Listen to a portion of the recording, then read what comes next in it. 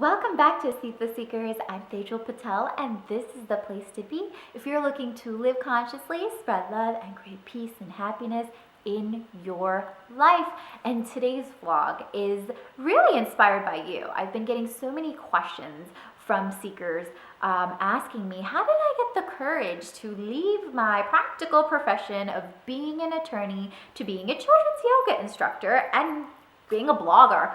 And I really want to share my experiences, share my individual journey with you guys. So this is going to be a little bit longer of a vlog because we have so many new seekers, and I think it would be beneficial if you get to know me a little bit more. And this will be just another way for my old seekers to get another dimension of who I am. But before I start, I want to give my genuine, heartfelt thank you and gratitude for all you seekers who have connected with me, for all your kind messages have touched my soul, for all of you who have opened your journey with me so I may inspire and help you. You help me just as much as I help you, so thank you for connecting with me. Recently, I've been publishing articles at Mind Body Green, Purpose Fairy, Tiny Buddha, so I've had such an overflow of so many people coming to my Facebook and Twitter and Instagram and my website. It's just so awesome to finally see this flow. The universe is attracting people to me that I can help, or you can benefit from something. So that's just so mind-blowing, and I love it. And there's times when sometimes I doubt, am I really doing anything beneficial? Is this really helping people? And without fail, I get this beautiful email from someone saying, thank you for doing what you do. I was called to see your vlog or your article, and it was exactly what I needed. Or it's just a simple, what you're doing for the world is amazing. Continue to do it. So thank you for continuing to inspire me to do what I love doing, and knowing that it helps you. Please help me help you, and let's connect. Let's continue to have this dialogue. Remember, this platform is not just mine, it's ours. So let's use it. So let's get to the topic. How did I embark on this journey? So I was, like many, took the very traditional route, professional attorney. I wanted to be that elite attorney status. I wanted to feel smart because I went to law school. I wanted to feel accomplished, and I did feel accomplished, very accomplished, for passing these different bar exams. And even doing all of that and practicing law, I was like, is this it? I didn't feel fulfilled. I felt a strong discord in my soul, knowing that if I did this for the rest of my life, I would regret something. And I didn't know what that feeling or what I was supposed to do. So for many of you who reach out to me and say, what if my idea is stupid? Or what if I have this idea? Or what am I going to actually do? And I usually respond that, what if you don't do it? What if your idea wasn't stupid? What if it actually was a glimpse of what you're supposed to do? And only you can do it? What then? How is that going to affect your soul? How is that going to affect the world? The world needs your gifts. And if you don't show up, the world is going to be lost without it. And so I just leave it at that. And I think I started to live from that space. What if I don't do it? What if I don't listen to that voice?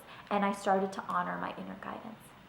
And I think I was guided to yoga and meditation because that was my first opening into what I was supposed to be doing.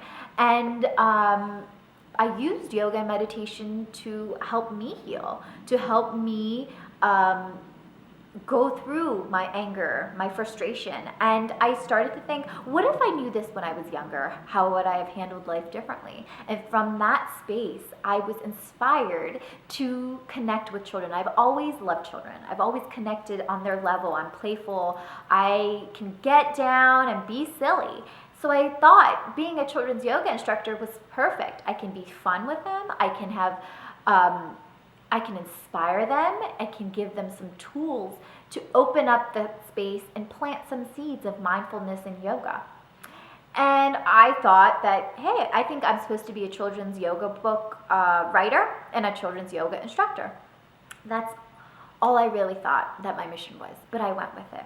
My husband said, you can't just dip one toe into the water. You got to jump full force without looking back. So whenever you do it, you're going to have to take a leap of faith. There's just no guarantees in life. And we tend to try to find things that bring us security, safety, that's practical. And in this life, there's no such things as living from a space of being practical and being completely happy, because you're not fulfilling your soul's mission. And your soul's mission makes you live on the edge. That's how I really explain it. It's no set course. It's no, you can't foresee what's going to happen. And that brings uncomfortability. But you have to trust the process, because when you do step up, the universe and God and your angels are going to really push you in the direction that you need to be, because they want to see you succeed in your mission.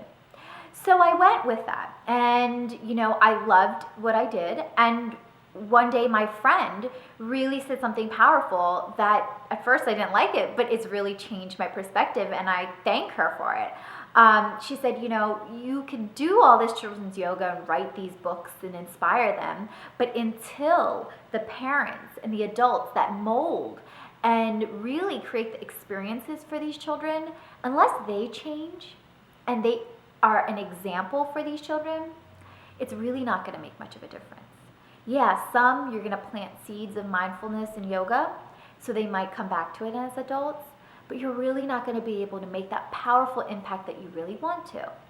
And when I really sat with it, she was so right. I realized that I needed to also be touching the parents, touching adults, to help them awaken, to help them find the benefits of mindfulness, calmness, yoga, peace of mind.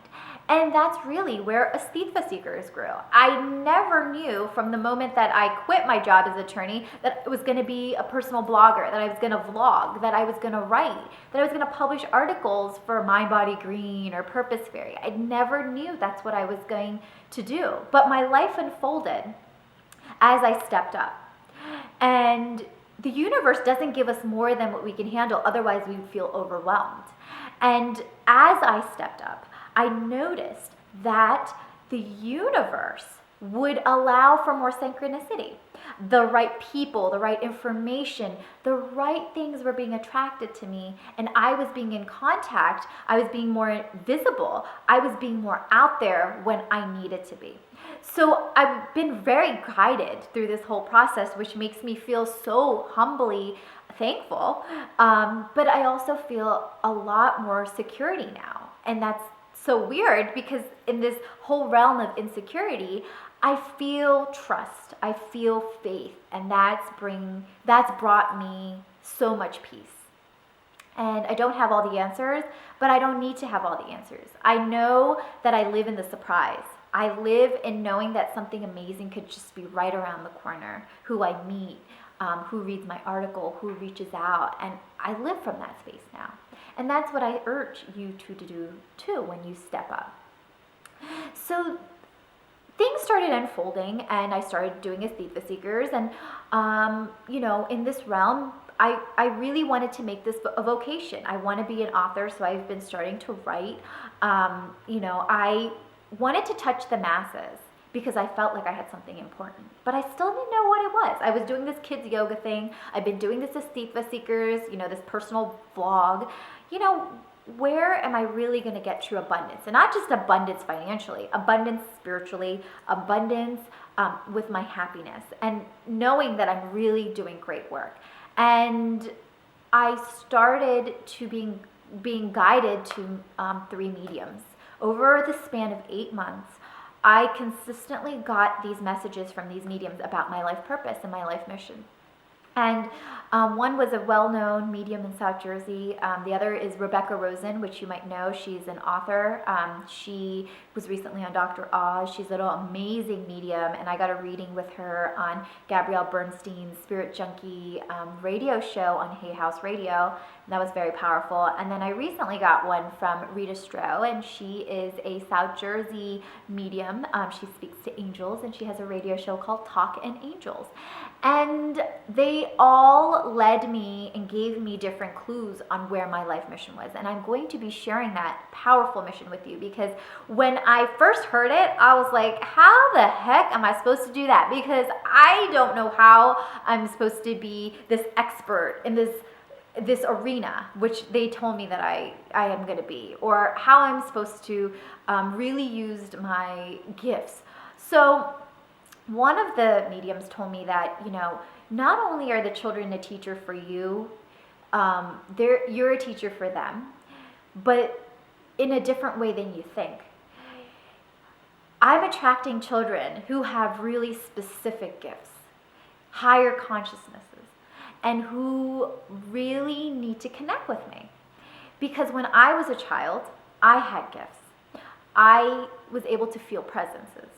I was able to astrally project out of my body, and it scared the bejesus out of me. And I don't really talk about it much, but I'm certainly going to be talking about it now because I've been called to. I've been called to cultivate my psychic abilities because I've been told I have such a numerous amount and I just need to practice it like a muscle. And as I've opened up to that space, I recognize I can speak to spirit guides. I can remote view.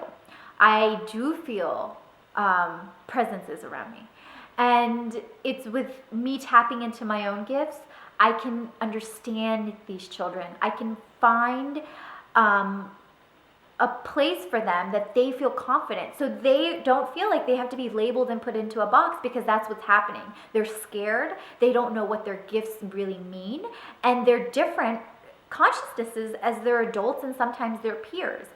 So it's my intention to make them feel comfortable, to make sure they don't lose in touch with their gifts, because there's a consciousness for people like me and you who have this really strong desire to create this mission, to clear a path, to bring more peace, happiness, unionness to the world. We're really the paradigm shifters. I'm not sure if you've heard of like indigo children or earth angels, but that's kind of where our age group really falls in.